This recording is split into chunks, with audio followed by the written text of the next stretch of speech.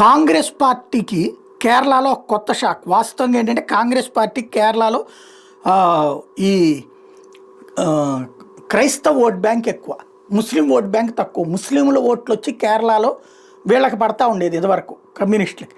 అయితే ఈ మధ్యకాలంలో కమ్యూనిస్టులు ఆ ముస్లిం ఓట్ల కోసం నమ్ముకుంటే కొంత దెబ్బని గ్రహించారు. ఎక్కడ అంటే ఏదైతే అక్కడ ఎస్డిపిఐ పిఎఫ్ఐ లాంటి ఆర్గనైజేషన్ చేస్తున్న దుష్కృత్యాల కారణంగా దాన్ని తప్పుపట్టడంతో ఒక సమస్య వచ్చింది. దాంతో ముస్లింలు అక్కడ కాంగ్రెస్ని సమర్థించడం ప్రారంభించారు. ఏదైతే ఇప్పుడు ప్రియాంక వాద్రా పోటీ చేసినటువంటి నియోజకవర్గం అంటే రాహుల్ గాంధీ తర్వాత ఈయనని గెలిపించినటువంటి పరిస్థితి.